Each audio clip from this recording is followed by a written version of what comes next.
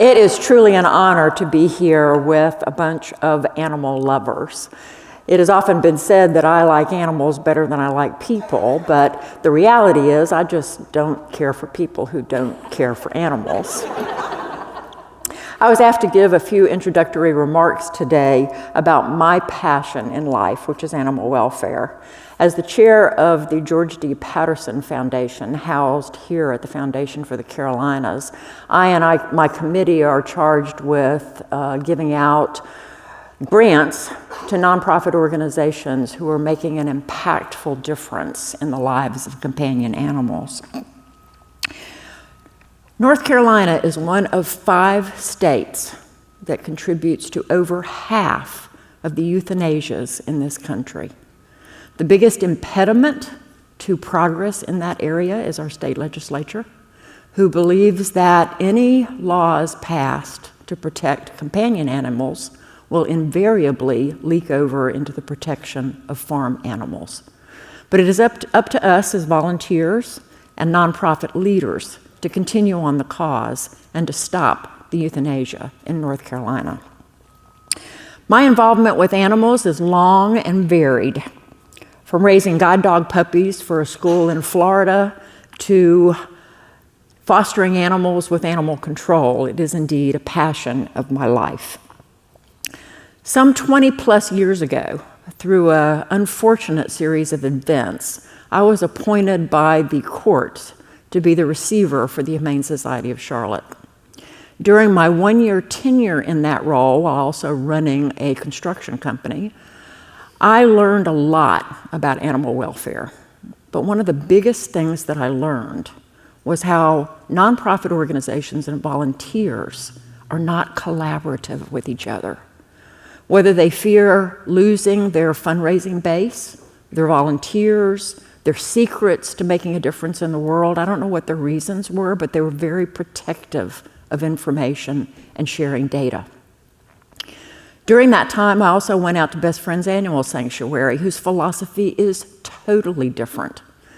One of the larger animal welfare organizations in the country. It was founded by a bunch of hippies from New York who went out to Utah and bought the old Lone Ranger set and founded Best Friends Animal Sanctuary. Their philosophy is, I'll share everything. You want a PSA to promote your organization that you can use on any media anywhere? Here it is. It's yours. Take it. You want a roadmap to better your organization? Here it is. You want an operations manual for your nonprofit? Here it is. Take it. And that was a culture that I wanted to embrace. I founded Schnauzer Rescue of the Carolinas after a chance meeting with a friend who did bulldog rescue. I operated it out of my garage and my pocketbook before founding somebody who took it way beyond what I was able to do, and I turned it over to her and became her volunteer. But I often would spend thousands of dollars on one animal. Some ask, is it worth it, spending all that time and resources to save a single animal? Or indeed the hundreds of animals that need help out there. Some would put the circumstances of one animal to a cost-benefit analysis. Is it worth it? I say it is. Happily, for many animals, these organizations that are up here today believe the same thing. I don't think that doing the right thing for one animal or 2,000 animals is to be explained, justified, or defended. 150 years of killing animals for space certainly hasn't gotten us anywhere. Besides, rescue organizations do more than provide temporary housing or temporary care. They also match people with pets. And I don't think anybody would argue that our lives are improved because of animals in our lives. And those animals thank us in so many ways, the wag of a tail, a purr. They know that they're being cared for, and they appreciate it. A society can indeed be judged by how well it treats its animals. But enough about me. You came to hear our speakers today, so let me introduce them. Cary Bernstein, on the far left, has arguably done more for the spay-neuter and veterinary clinic for needy people and needy animals than anybody in our region. She is the founder and executive director of Stand for Animals, a nonprofit veterinary service. Recognizing the lack of access to affordable veterinary care was another factor in owner surrender. In 2007, Spay-Neuter Charlotte evolved into Stand for Animals. Stand for Charlotte is a market leader known for its compassion and innovations, such as a privately funded medical assistance fund, which provides medical assistance to those who are less fortunate. Before championing this cause to create a community without homeless pets, which is also her goal, Cary worked for over 20 years in nonprofit fundraising and as development director, and then as a consultant to nonprofits. Welcome, Cary. Shelly Moore is the Chief Executive Officer of the Humane Society of Charlotte. I like to believe that I played a small part in getting Shelly here from Asheville when I was involved with the Humane Society. Shelly has decades of experience in the field, including executive leadership roles in the Charlotte area, Asheville, and in Maryland. She is a certified animal welfare administrator since 2004, and she has served on boards of the Association of Animal Welfare Advancement, the National Federation of Humane Societies, and the North Carolina Center for Nonprofits. Shelly holds a BA from the University of Maryland, and her areas of expertise include executive-level nonprofit management, board governance, animal shelter design, and construction. Welcome, Shelly.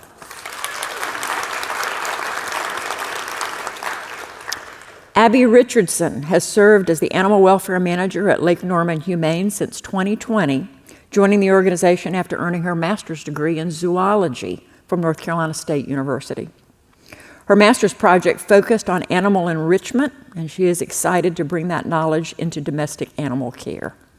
With a background in wildlife rehabilitation and environmental education, Abby has worked with sea turtles, wombats, possums, skunks, and various small animals before bringing that expertise to working with companion animals. She is profoundly motivated by the strength of the animal-human bond and the extraordinary resilience that animals demonstrate, a lesson for us all. Welcome, Abby. And Christine Wheeler. Christine brings a unique blend of executive leadership and deep-rooted community advocacy to her board chair position at Invisible Paw Prints. Since retiring in 2020 from career as vice president for a national technology firm, she has transitioned her focus from corporate strategy to service in the Charlotte community. At the heart of Christine's service work is her work with her therapy dog, with her mini golden doodle, Hadley, who many of you might have met in the lobby.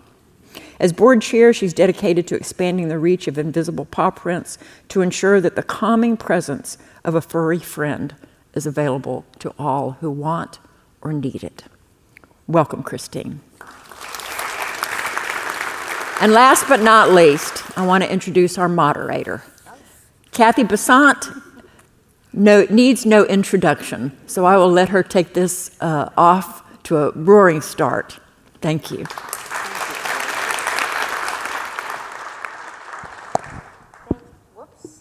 Thank you, Katie. Welcome, everyone. I think Katie herself needs no introduction, but I just want to make the note that Katie is a tireless civic leader and volunteer. She's chaired several organizations.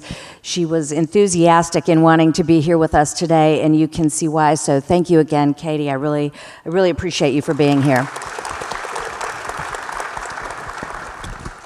All right, well, good morning, everyone. Good morning. We are here today as in the 6th installment of what we call FFTC Connects.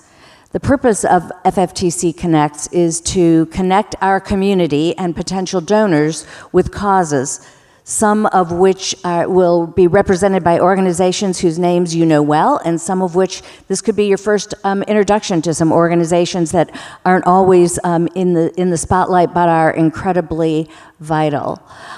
In the FFTC database, we do not have an automated way to know what our donors' interests are. We're working on that diligently, and we'll continue to do that. But these forums are designed to, even without that knowledge, offer our donors the opportunities to learn more about things that they care about.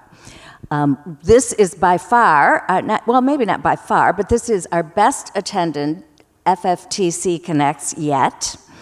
Laura Clark, our president, told me it would be, so thank you to everyone for turning out on a Monday morning. For those of you who've never been to the Carolina Theater, this is recently open, not even been open for a year. It is a theater that was first constructed in 1927, so almost 100 years old. And since 2012, 2013, FFTC has been working diligently with the support of our donors, and you can see their names everywhere, to restore this theater. I've learned that restorations are much harder than new construction or renovations. We work to make old spaces relevant, think technology, for example, and we work to make new things look like they belong in a restored environment. It's been a labor of love for the foundation and for our donors, and after 12 years of a project, we're very happy to have it open and have it being so actively used. Our goal this year is roughly, I think, 200 events here at the theater, with 50% of them being community-based programming. So really worthy space and worthy cause. All right, before we get started on your organizations and some of your work, I'd love to hear some things about you personally. So, Cary, I'm going to start with you. You're an old friend here. Your first role as a development director was at FCJC, the Foundation for Charlotte Jewish Community. I was involved prior to that at the Jewish Federation, but yes, I spent time at the foundation, and it was a very formative part of me learning to be a development director, and gave me a lot of the skills that I use today in the role that I currently have. Well, you also worked at Foundation for the Carolinas. Yes. Charlotte Ballet. Yep. I worked at Charlotte your Ballet. family's been super important to the foundation. Your father, Mark, a big-time leader. I had the privilege of sitting on the board, sitting on our board at one point with him, and the conference room that's right next to my office is named for your father, as you know.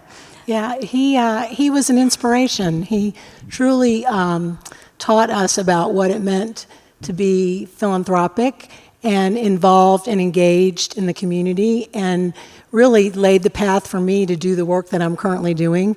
And while he didn't live to see a lot of it, in the very beginning, when I founded Spay Neuter Charlotte in 2011, he was around, and I used to go to his house and sit at the dinner table and tell him about how things were developing, and he was one of our biggest cheerleaders, and really stood behind me as I sort of took this plunge into something that I had never done before.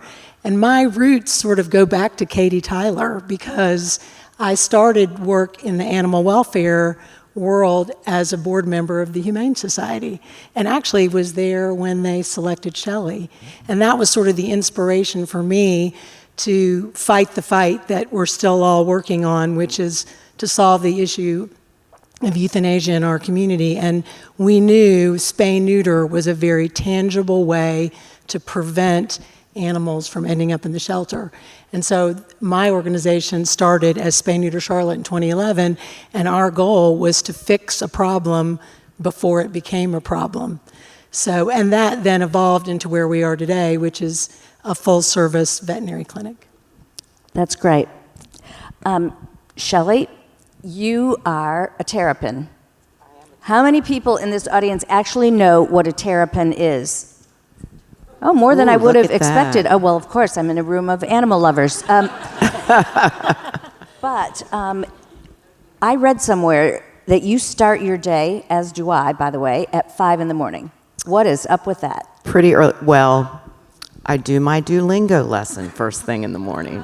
Which language? Spanish. I have a streak of like 1,500 days. So, yes. Oh, that's Did fantastic. it this morning.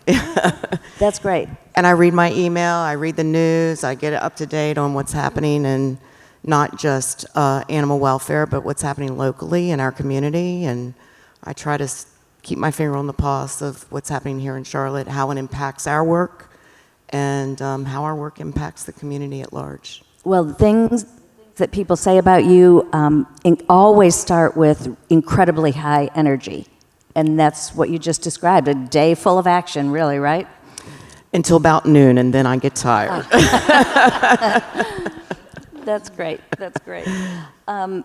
Abby, wildlife. I saw my first wombat last week. Oh, yeah, you were in Australia. I was, yes. So I saw my first wombat, which was a big learning experience for me, having never seen one. Tell us about the difference between wildlife and family animals and community animals. Yeah. So in wildlife, we're really looking at keeping that animal separate from people. So people still have connections with wildlife, but we want to keep their wildness. And we want to keep their habitat safe. When we're moving into domestic animals, we're looking at how these domestic animals fit into our lives, and we're working on really like the connection to bringing them into our homes and things like that. That's great. We appreciate the passion that you bring to all of that. Christine, you've got a very interesting journey, as Katie mentioned a little bit. Tech executive, corporate strategy, so corporate world, volunteer, board chair. That's a pretty interesting journey. Talk a little bit about that. Sure. I worked in corporate America for quite some time, and when in COVID, A lot of the best people do, by the way. when COVID came, I was relieved of my duties temporarily and promised to be able to come back when the world got back to normal, so that other people could keep their positions. I was encouraged to do that, and when COVID was calming down and sent everybody back, I was like, I think I'm going to take a pause and go back to school, and I'm just finishing a master's in social work, which is very different in some ways very similar, and just give to my community and see how I can be more involved, specifically having a COVID puppy with my dog in the community, and that kind of evolved from just working as her handler in pet therapy to being more involved in invisible paw prints to now being the board chair. That's great. Really committed people with a long history of caring about their community, which I think is part of the special element of these FFTC Connects. In getting ready for today, I did a fair bit of research. As I said to you backstage, I'm not naturally an animal person, but have become one as an adult with children and other things, and did a lot of reading over the weekend. There was just an article in the New York Times that was a statistical study that showed that people with domestic pets live longer and live happier lives. Literally, statistically, notably so. And you're all nodding your head. So talk a little bit about what you think the connection to that is. Abby, how about if I start with you? Yeah, I mean, animals bring so much joy into our lives. They can be a de-stressor. I know a lot of times when I'm dealing with a ton of stress, all I need to do is go and hug my dog and just have him sit with me, and I'm immediately, I lose some of that stress. Great example. Cary? Well, that's, a lot of why we do what we do, because we understand that your pet has this incredible amount of value to your life, and everyone should be able to have the opportunity to have a pet. And not having access to care is a reason that people can't retain their pets and keep them. And so our whole ethos around providing affordable veterinary care was to sort of say to the community, everyone should have the opportunity to own an animal, and it shouldn't be prohibitive to take care of that animal. So, and that also kind of goes back to this idea that it's inhumane to be euthanizing all these animals that, if they were to find homes, would provide someone with an incredible amount of emotional support and love, which all of us need. Yep. Shelly, you're not surprised. I'm not surprised. I'm actually very pleased that this is in mainstream media and that those statistics are out there. I mean, it never ceases to amaze me how strong and powerful the human-animal bond is, and really what it does. And you know, as that article shows, that it's been shown that it helps with mental health, people that are isolated, seniors, singles, people live healthier lives, they exercise when they have pets, all these things come into play. And the work that we do, I mean, we serve not just as an adoption organization, but our goal is to really keep those animals with their people. So a lot of our programming is around not just the acquisition of that family member, but the retention of it. And how can we keep that pet in the home and keep that family unit together? It's so critical. Christine, anything you'd add? I would just say that one of the biggest blessings that I've had is stepping out of being a point person in corporate America to being Hadley's mom and being in the background and watching her work and the joy that she brings to people. The dogs that are on our teams are so unconditionally loving and bring such joy to people that need it in some of their hardest moments. And we see the results of that in the statistics that you're seeing. That's great. Shelly, maybe I'll come to you. You work across multiple fronts around animal welfare, and you've seen a lot of change over your 15 years at the Humane Society. What's different today than 15 years ago when you got started, and what trends are you seeing? Oh, wow, that's a great question. Not just in the 15 years in Charlotte, I've done this work for 40 years now, so you can imagine back in the 80s it was very, very different.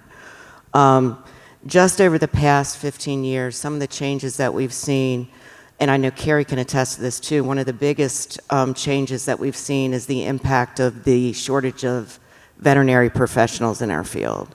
And it's not just in the work that we do, it's in, I'm sure as you all have seen, in private practice too, that it's very difficult to find not just doctors but vet techs. So that impacts our work pretty significantly. Also, the cost and rising cost of veterinary care. Your average person can't afford to walk into a traditional veterinary hospital. So that absolutely impacts our work. Something that a lot of people don't think about, but I think systemically has changed everything we do, is technology. And one of the ways that it's changed our work is with the influx of social media. Animals are being rehomed and reunited with their families when they're lost outside the sheltering system, which is great. You know, you have Facebook and social media where people can rehome their pets, or through their social networks, their community, neighborhood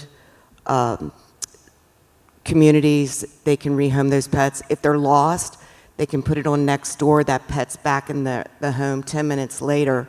So those easy to place and easy to reunite pets are happening outside the shelter. Wonderful. The result of that, however, is those harder to place animals are the ones that are ending up in shelters. So all the easy ones are happening out there. All the more difficult ones are the ones now in the care of shelters, which are the harder to place either because of a behavioral issue or a medical issue, which is requiring more and more resources and a very different public to adopt those animals. So, you know, your average adopter doesn't walk into a shelter wanting a problem child. You know, they want a plug-and-play animal, and especially now with the way society is, they want something easy. So that has really created a change in the way we have to approach how we do our work. More resources required to get these animals ready for adoption, and more counseling and understanding of what the public really needs, and then the support they need after those animals go into homes. I'd also like to add that are trying to sort of redefine what it means to be a good pet owner. You know, for a very long time, and when I started Spay Neuter Charlotte in 2011, I think I also sort of had this opinion. You shouldn't own a pet if you can't afford to take care of it. That was really how I thought about it. And as we interacted with our clients and got to know the people that we were serving, what we realized was they are great pet owners, and they love their pets as much as anyone, and having limited financial resources is not a litmus test for whether you're a good pet. And here in Charlotte, I think now probably 80% or more of the veterinary practices are owned by private equity firms. Yeah. And the result of that has been, in some ways, it's been some improvement, but in other ways, it's really made it so much more difficult for pet owners who have limited financial resources to access care. And if you can't take care of your pet, you're not going to keep your pet. So we, are sort of focused on this idea that if we can prevent people from surrendering by giving them the resources they need, it makes everybody better. I think that was one of my surprises in my research getting ready for today, is the role of private equity. Talk about things that are different over decades. That is a huge change, right? Abby, your work is not limited to adoption. You do education, you do other things, and you also do all of those things in a smaller community as a part of a major metropolitan area. What's the uniqueness of doing that at Lake Norman? Yeah, so our mission is to rehabilitate, rehome, place, and keep animals in the home, which is why the education is so important, as well as the outreach like they're talking about. But Lake Norman is such a wonderful and fantastic community. So we really have great support. And it's just been really wonderful to see the community come together in different ways. Like, we are currently trying, or we're in the process of creating a spay-neuter clinic to kind of help out with the issues that that we've talked about earlier today. So being in a smaller community, you really get to know your community, which has been really fantastic for me. That's great. Christine, when I think about what you do, you're in schools, hospitals, you're in workplaces, sometimes retirement centers, and you see firsthand that impact from your volunteering and your board chair role. How do you measure that impact? What changes do you see before you walk into a classroom and after? Yeah, I think that we have 130 teams serving in the Charlotte area, and each one of us could give you so many different examples of the joy that our dogs are bringing. When we're just there in schools to give the kids an opportunity during exam week to distress, or when we're going into, we have dog teams assigned to all the different CMPD units. So Hadley's assigned to the Providence unit. And when there's traumatic things happening in our community, to bring in a dog for even a half an hour at roll call, you see these officers who have been through so much. They're in tactical gear and they have a really heavy job to do on any particular day, and you see them get down on the floor and play with these dogs, and they're calling them and they're talking to them in that kid voice, and it just changes their whole demeanor, and it's like they can step away for a short time from the heaviness of their role and embrace just having fun on the floor with a dog. A lot of the assisted living facilities that we go into, those folks are not getting visitors. They may be there with no family around. And so the teams are some of the only interactions they have. And in one occasion with Hadley, we were able to get a gentleman to come out and eat his lunch if he could go and eat with Hadley. Otherwise, he would have stayed in his room and not had lunch that day. Or when we're at a grief camp for kids that have lost a loved one, and the dogs can kind of cuddle up to them and they can share their story in a safe place. More sharing it with the dog than the others in the room, because that's their focus, and it just makes it a little bit lighter for them at the time. You know, I'm imagining that all of you, that we are in front of all of you who are our natural audience. You know, see, Tara, you're former board member of the Humane Society, right? I mean, I see a really a committed group of people. And the case is pretty compelling if you're a committed set of people. How do you all address people that maybe are skeptical or that aren't so naturally committed? What would you have said to me 10 years ago? Well, if everything worked to plan, and we spay-neutered enough animals and were able to provide access to care, you wouldn't end up with all these animals in the shelter, which cost the taxpayer. I mean, there are real economic benefits to doing the work that all of us are doing. I mean, we sort of touched on all of it here, the psychological component for people's mental health, and Lake Norman trying to build out more of a spay-neuter operation, and all the great work that the Humane Society does. I mean, if all of us could be effective all the time and reach the population of people who don't own pets but do care about the community and wanting to make the community better, it would cost a lot less money and it would be a better community. And there are lots of places across the country that have done this. And so it's really about resources and devoting resources in the right places and having community effort behind trying to solve this problem, because it is solvable. It's just big problems require big solutions. Other thoughts? I think in our case, just making the connection, because it's not maybe natural up here, is we have a lot of our teams, are rescue dogs. And I believe that they have been given a second chance, and they know that, and they want to please, and they want to love unconditionally and be part of something bigger.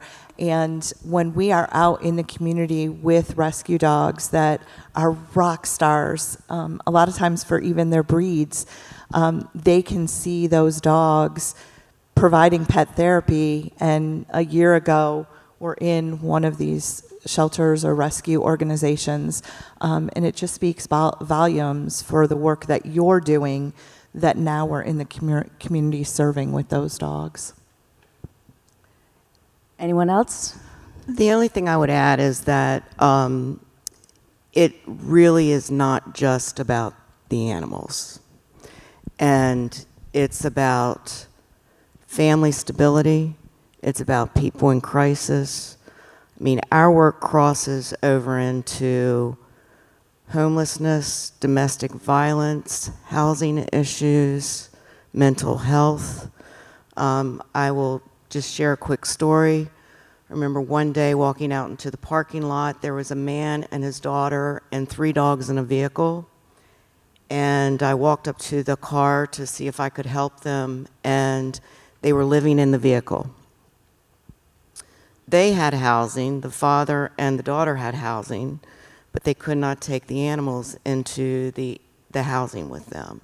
So they chose to live in that vehicle with those dogs, because they did not want to separate that bond with those pets. That meant so much to them. So we stepped in and tried to find a solution for them where they could go somewhere and have those animals. So it really is not just about the animals, it's about that human-animal bond and helping those people in crisis that the only thing they have to hold on sometimes is that particular pet. Just so happens that we can be that catalyst to help them get the help that they need in those other areas. That's one of the things that I think is really so important, and you made the connection to things that are vitally important and huge issues for our community. Housing insecurity, food insecurity, mental health and well-being. And we've done an FFTC Connects on all of those topics, as well as employability for the tough to employ. And there's no question that balance factors into employability, right? So balanced, whole, mentally well people make the best employees and make the most employable people. So you really hit on why I think this is such an essential dialogue. There isn't a part of society that we don't want to make better that is not impacted by animal welfare. So I really appreciate that. Anyone have any other things they'd like to add there? Well, I'll just add one thing. We had our board this year read a book called Rethinking Rescue.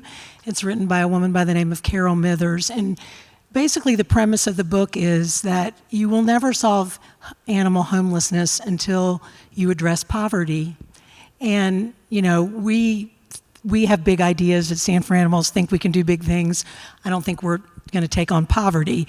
However, what we can do is start thinking about how to get services and resources to people who can't get to us, and bringing those sorts of services into places where those pet owners who have animals aren't able to access what we can readily provide to someone who has a vehicle. And so our next sort of big thinking is how we can take what we do and bring it to where people are, because we know that if we do that, they'll be able to retain their pets in their homes if they can care for them. I think that's a great line of thinking. What are some of the other next big things in your practices? I think for us, our footprint in Charlotte, we're a grassroots organization. We are nationally recognized, so our teams can work in other locations, but we really wanted our focus to be here in Charlotte. And we have seen tremendous growth in the last 2 years. So just spreading the word for people to know that we're out there, to be able to register their dogs and create a bigger base for us, but also the partnerships that we've developed in the last few years. I spoke of CMPD. We partner with the Charlotte-Mecklenburg Public Library System for Pause to Read, other police departments, the Sheriff's Department, and we also are seeing a very large change or shift in people registering with us and then using their pets in their workplace. So teachers, counselors, therapists, and how can we be the best organization to support them in that work that they're doing? So, like I talked about before, our next big step is going into the spay, neuter, and low-cost veterinary care portion. Right now, our focus is rescue, rehabilitate, and place those animals. But we are hoping that by getting into the spay, neuter, and low-cost vet, that will help with our mission of keeping animals into homes, and even help with the overpopulation of animals coming into the shelter as well. That's great. For us, it's really around increasing our capacity to serve those in crisis. A lot has happened since COVID, and a lot has changed since COVID. We are in an animal resource center that we opened 3 years ago. When we designed that building, we didn't design it, we designed it pre-COVID. So it was the perfect storm afterward. A lot of things happened with the economy. A lot of things happened with employment and people's incomes. A lot happened in our own community in animal welfare, with some changes with the ways the city operates, and the demand for assistance increased significantly. We opened a pet crisis, pet help center about 1.5 years, 2 years ago, hired our first social worker on staff, and we want to be able to increase our ability to help those in need. We turned a little area in that building into our pet help center. It doesn't even have a private consult area. So we're looking at doing some renovations to be able to serve that community, and also expanding our training support. We know behavior is a big reason why animals are relinquished to shelters. So we want to be able to help people deal with just basic behavior issues and keep those pets in the home. I think those are really important themes. So you're talking about taking the work and the opportunity to those in need. That's a big shift. Expanded capacity, huge set of needs. Expanding services, right? And then you're talking about, Christine, you're talking about community partnerships. I mean, that really spans the full range of things thriving not-for-profits need to be thinking about all the time. And that is really hard work, and I commend your vision for all of that and for thinking about how to move things forward. I'm going to remind our audience that we are going to take a live Q&A. You see the microphones in the aisles, so in a few minutes I'm going to come back to you, and I hope you've been thinking about the questions that you might want to ask this incredible panel. What do you think is one misconception or one misunderstanding or one barrier you'd like to correct, if you could, in this space? Anyone who is ready to answer that question can go first. Oh, I'm always ready to answer that question. Yeah, well, you've been up since 5 o'clock. You've just got about 2 good hours left. Right. I think the biggest misconception for us in our organization, and we talk about this all the time, how do we differentiate ourselves from other organizations and get people to understand that we're not part of the government, we're not funded by the government, we're totally funded by individual donors, we don't do government work, and that we're not an adoption agency, that we do so much more than that. And our work really is around prevention and, honoring and protecting that human-animal bond. I'd say that, there's several where we're concerned. We're kind of a unicorn. There aren't very many nonprofit veterinary practices here or around the country, and people don't always understand what we are and who we're trying to serve.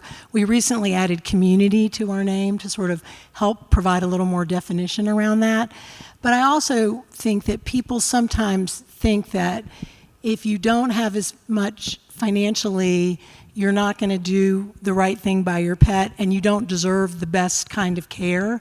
And particularly as a nonprofit, people ask us all kinds of crazy questions about what we do because we do things less expensively. And they're like, well, do you anesthetize the dogs before you spay and neuter them? And we're like, do you do the surgery, Cary? I'm like, no. There's a lot of misconceptions around what a nonprofit is. And what we try to represent is that just because you pay less doesn't mean you deserve less. And so we're trying to represent something different, which is you deserve quality care regardless of what your bank account is, and that it's really important that people have this opportunity to provide what they need for their pet. It's good for them, and our clients pay. It's not that they can't pay. We generated over $5 million in revenue last year. So our people want to pay. We do non-interest-bearing payment plans so that people have more time, because what we find is that sometimes they just need a little longer to pay. But they want to pay for their pet because it's how they show their love. So it's just, there's just a lot of misconceptions around what a nonprofit is and sometimes who we're serving. What other misconceptions? What's a misconception or two in Lake Norman?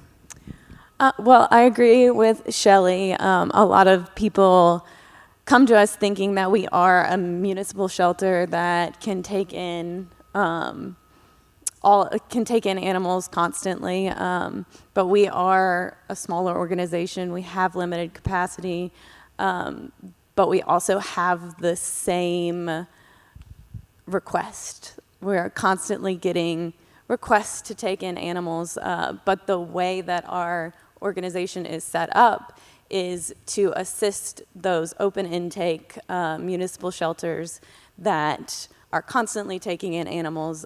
We are a closed intake, so we can only take in animals that we have the space for and the capacity to help. So we are really set up to take on those more challenging cases that the municipal shelters can't flow through their facility quickly. So your behavioral issues, your medical cases, and just animals that are taking a little bit longer to get through the facility. All of you really have mentioned that demand for what you do is growing, not diminishing. And your point, Shelly, about those things being, that need being accelerated by COVID, I think is an important point too. Christine, what's a misconception in your space? I think on both sides of it, people think that if they want to be in the work of pet therapy, that their dogs need to be perfect. Our dogs are all our personal dogs at home. They're goofy, they're silly, they're misbehaved sometimes. But they also have the personalities to bring love to others and joy and bring a smile to your face. So we do have an evaluation process. They do have to meet certain standards. But there's a lot of dogs that you wouldn't necessarily think were therapy dogs that are. And I think on the other side, we have a lot of organizations that feel that they don't necessarily have a need to bring therapy dogs in. We are seeing more and more corporate businesses bringing therapy dogs in for wellness, just to give their employees a break. One of our biggest supporters is Continental Tire, and they bring us in regularly during lunchtime just to have our dogs mingle with their people and provide a little break during the day. So there doesn't have to be a tragedy or an extreme need, but just to give your employees something different in terms of wellness. I was talking to a colleague the other day who someone in their family had experienced a workplace tragedy, and the employee assistance part of that organization brought in support animals to help people deal with very immediate and very visible grief.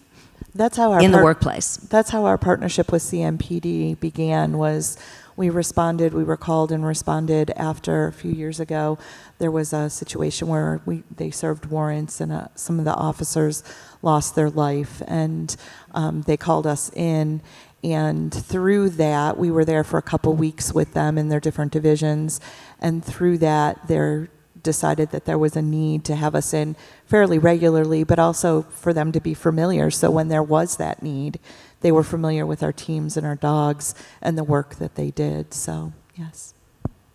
Again, thank you. Again, you are in front of a group of people that care about what you're doing and that are natural supporters of your causes.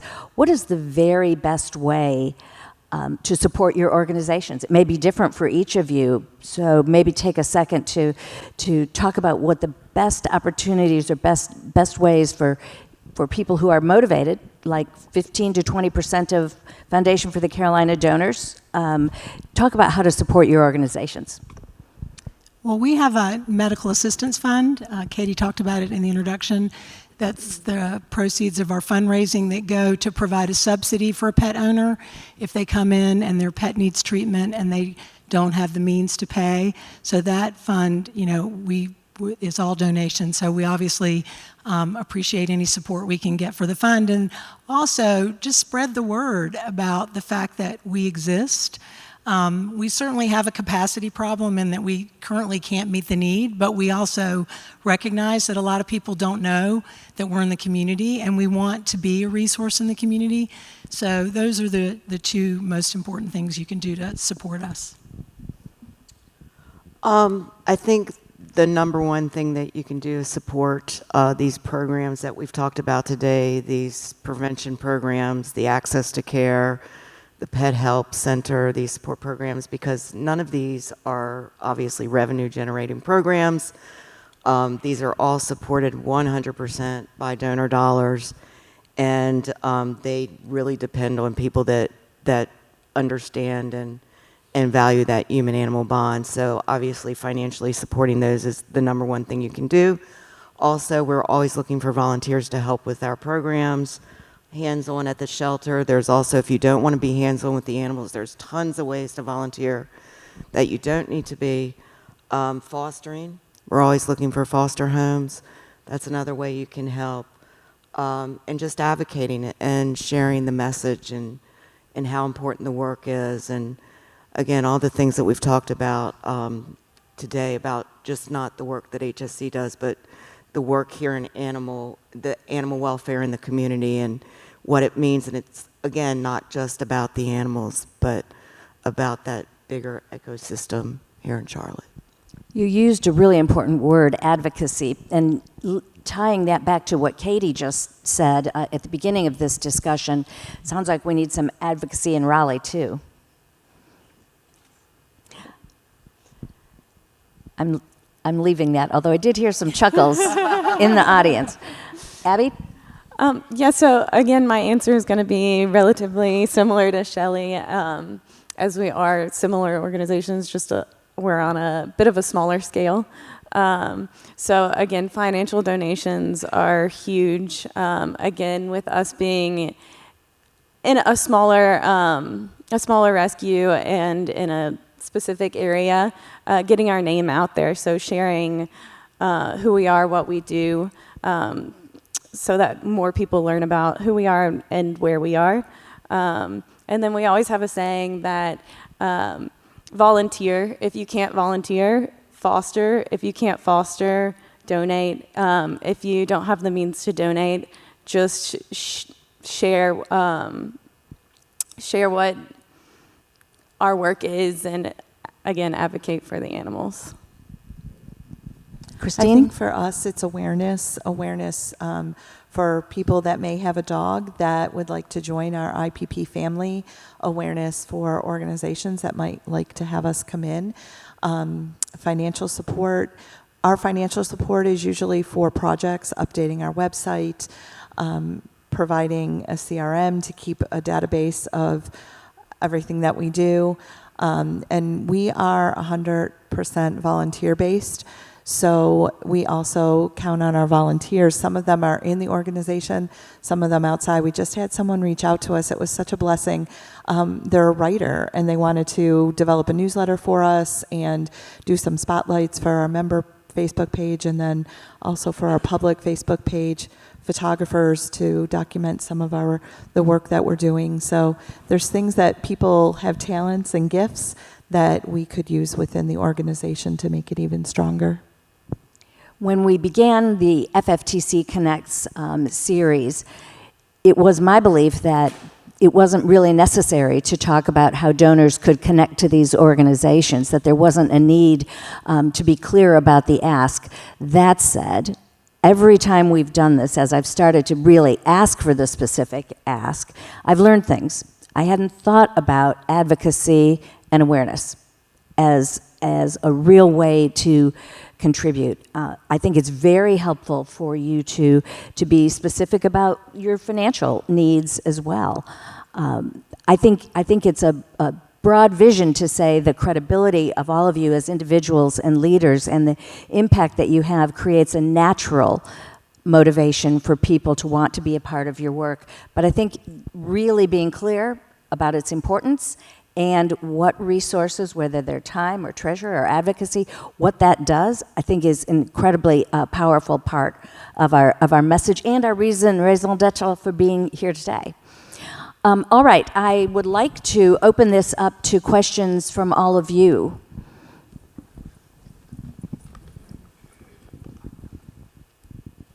Hi there, thank you all for being here today, and I'll have to disclosure, I'm on the board of the Humane Society of Charlotte, so Shelly, we're very lucky and proud of you, and thank you for all that you do. And all of you, thank you. It's such an important conversation, and I think it was Katie who said earlier that one of the ways that she measures a great city, and Cathy, you can relate to this, is the arts and the way we take care of people and animals, and that's why I've gotten involved with the Humane Society, and I think it's a really important part of who we are in Charlotte. And I've been in Charlotte for about 30 years, and I've always been really proud of our city. And we're a kind of a beacon for the advocacy and the philanthropic efforts of our city. And I think it's been since the financial crisis. It's kind of a statement that I'm going to throw a question out there, I promise. But I think that since the financial crisis, we've been more discerning as corporations about how we allocate our donations and how we support philanthropy. And for some reason, animal welfare has sort of fallen off. If it doesn't support education, which I know we're doing a lot at the Humane Society around education, getting children involved, if it doesn't support upward mobility, there are all these things.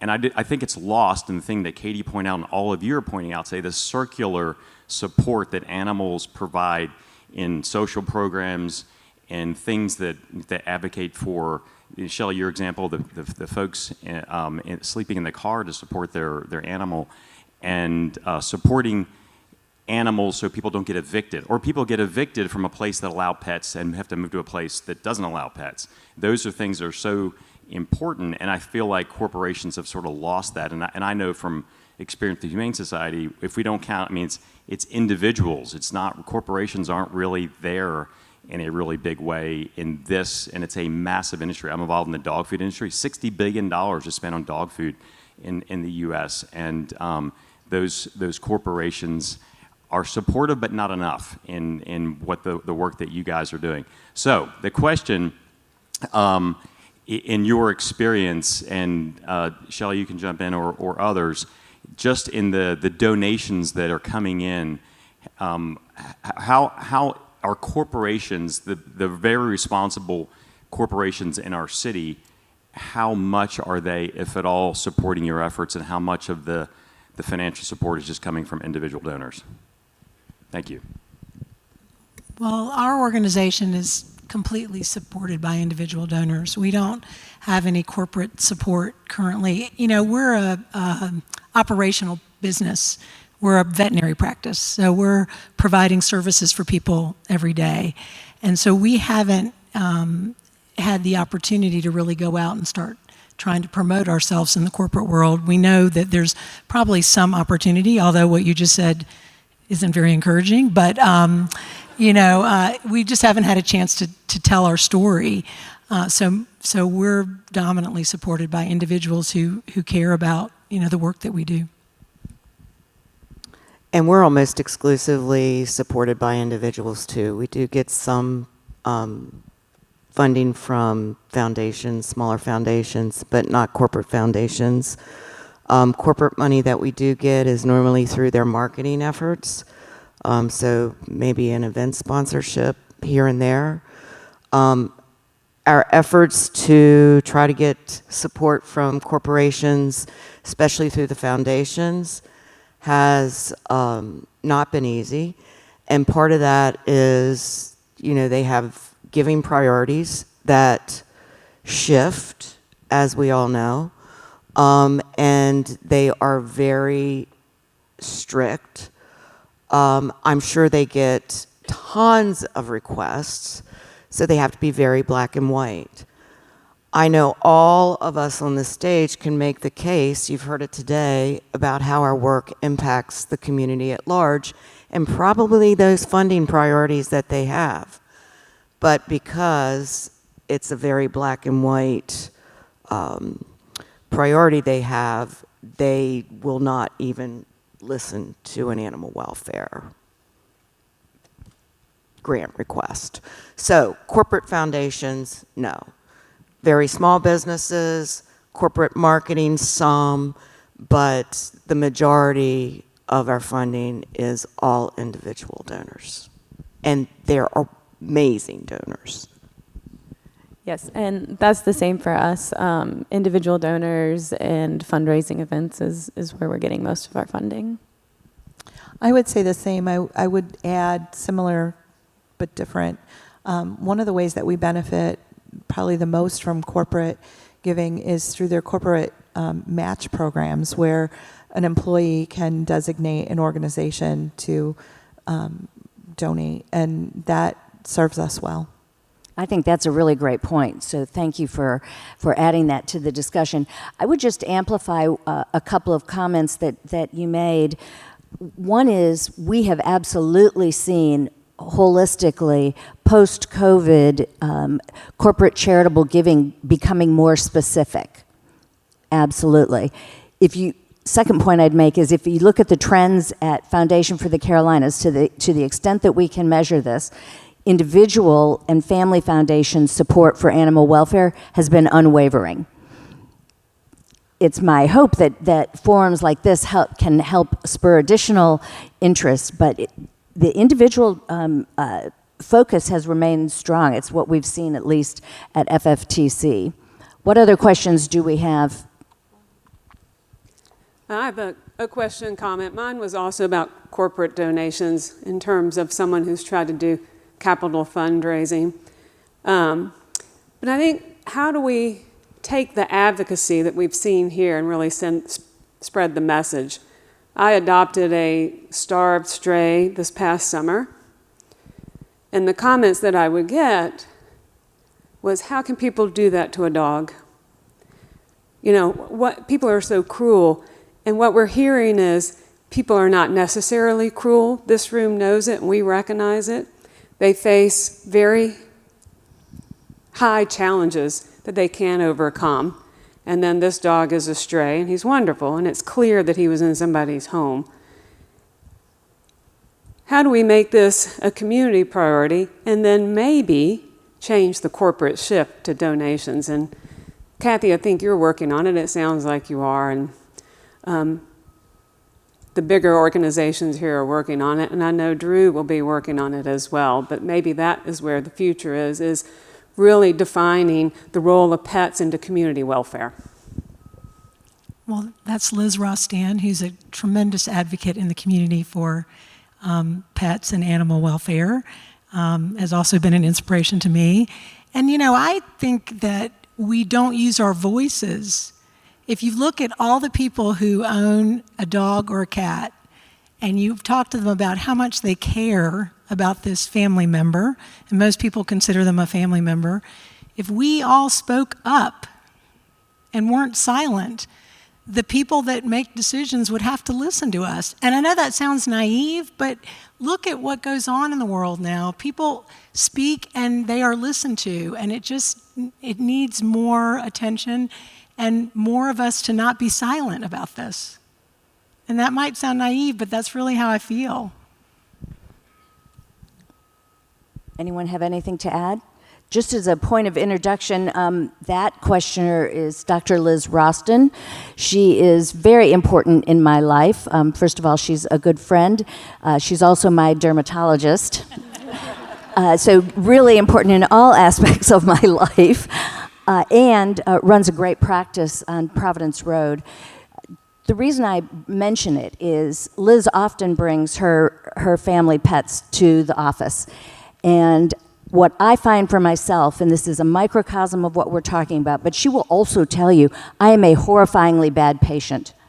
I want nothing to do with needles. I'm just a horrible patient. But when I sit in the office and I see Liz's family pets, I'm calmer. I have something to focus on. It lightens the mood, and I can see the difference when her pets are there for every patient in that practice. So again, a small microcosm of what we're talking about, but the impact is real, absolutely real. Other questions? Hi, is this on? Hi, thank you all for being here, and thanks to the Foundation for the Carolinas for bringing this panel together and highlighting the importance of animals in our community. My question is a little bit of shift from the prior questions. You know, we're a sports town. We don't have a professional hockey team, but I think it was Wayne Gretzky who said, you don't skate to where the puck is, you skate to where the puck is going to be, or is going. So my question for the panel is, we've heard a lot about significant changes in both community priorities as well as animal welfare over the years and the decades. So given that, Can you each speak a little bit about what you think we're going to see in animal welfare over the next couple of decades, and how both the community can support you in preparing for that, and what you're doing to prepare for that?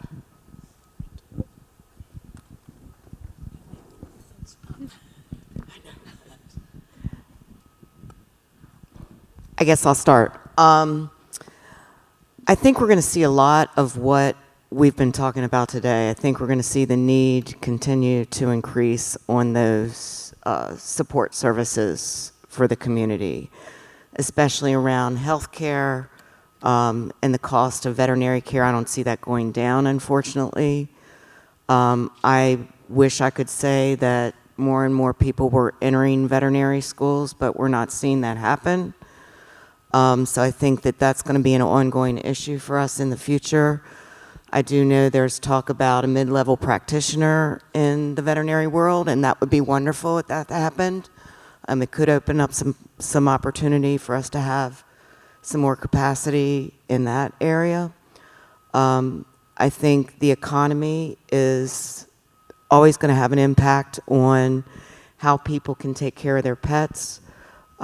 We are starting to see a greater divide. We've seen it for some time, but a greater divide between people with wealth and people that don't have it.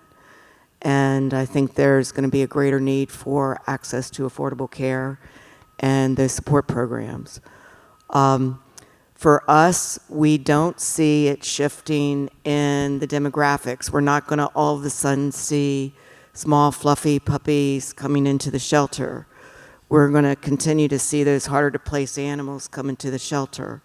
I think we're going to have to double down on our work to keep pets in the home and keep them out of the shelter. That's twofold. That's all that preventive work. That's the work Cary's doing with spay-neuter. That's the access to veterinary care. That's the work we're doing with spay-neuter. That's also training and behavior support and meeting people in crisis and helping them keep their pets. So I see all those programs increasing as we move forward, and the adoption piece becoming a smaller piece of what we end up doing in animal shelters. For us, we are focused on the next several years of increasing our capacity to serve those particular programs, those programs that support the people in our community that need them, knowing that we didn't anticipate pre-COVID that the need would be so big so fast. But now we realize that it's not going away, and we really need to focus on that and try to serve the community the best we can with that increased demand. And I just piggyback on that and say that we have been able to be sort of flexible in terms of how we provide care based on what we see the needs as being. And we've been sort of market innovators in our space. And I think that's going to have to continue so that we don't get stuck doing something that the need for what we're doing has changed. And all of us sort of have to be market innovators in that way so that we can continue to respond as the pet community changes. And that's not always the easiest thing to do, but it's kind of a requirement if you want to stay relevant. And so it's really about sort of thinking about what's coming down the pike and trying to moderate what we do so that we can meet those needs.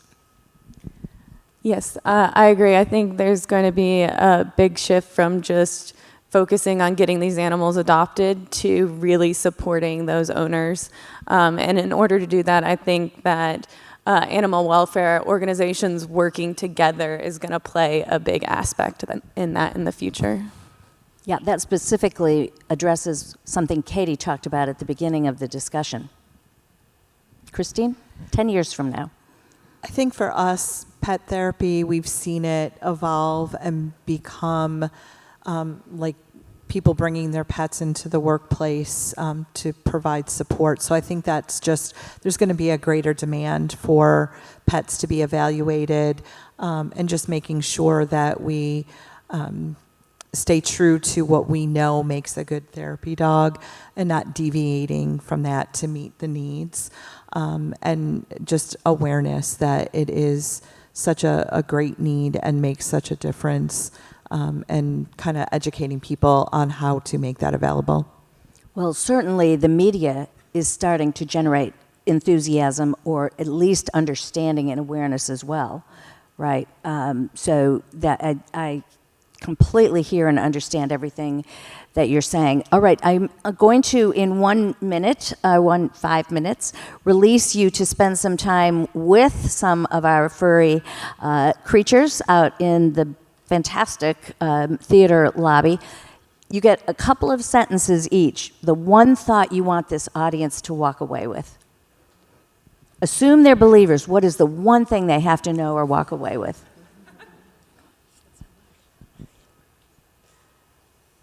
I'm usually not succinct.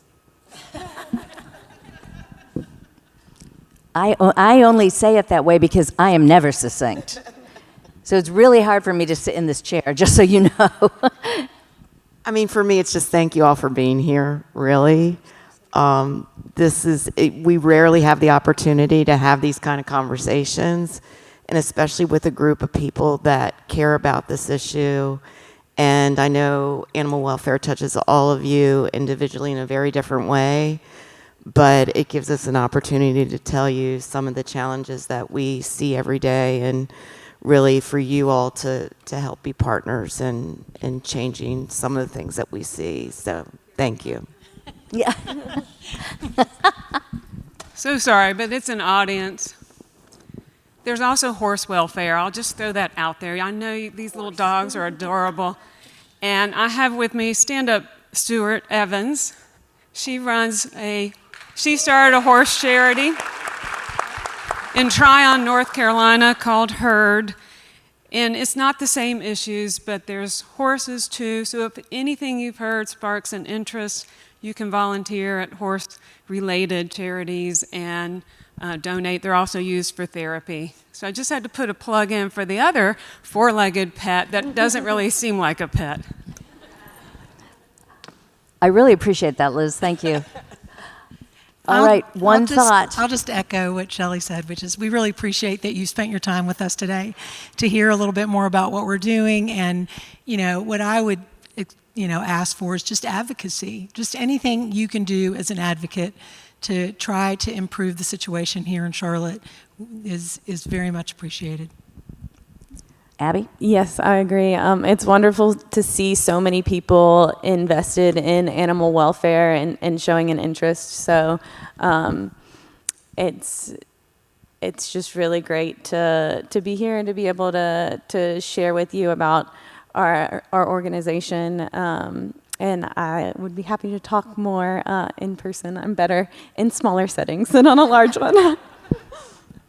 And I would echo, thank you so much for being here. We totally appreciate the invite to be involved in this panel. I think 10 years ago when IPP was founded, people weren't even sure what pet therapy was, and I think that is evolving, and just to share what we do and the impact it makes has been a blessing, so thank you.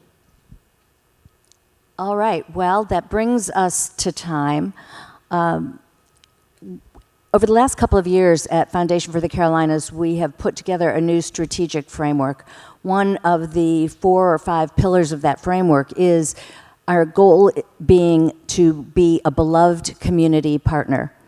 And those words are very deliberate. That means being a partner and not, sucking air out of the room as an organization ourselves. It means trying to create more resources into important organizations rather than the alternative. And so this is right at the heart of how we see our mission, and I'm very proud of the many Foundation for the Carolinas teammates that are here in the room today. Not only do they care about the cause of animal welfare, but they care about being a beloved, making our organization a beloved community partner, and I'm really, really proud every day of their work. From the bottom of my heart, I want to thank you. The work you do is immensely important and valued, and I hope you feel that way. It's also very important to enlighten not only people who know, but people who know less. And I'm hopeful that that we'll continue to see more of you. And you've got a whole room full of advocates, and everyone, no one can keep a secret, so everyone will tell someone else. And your time will be here will have been very impactful. So thank you very much to this incredible panel.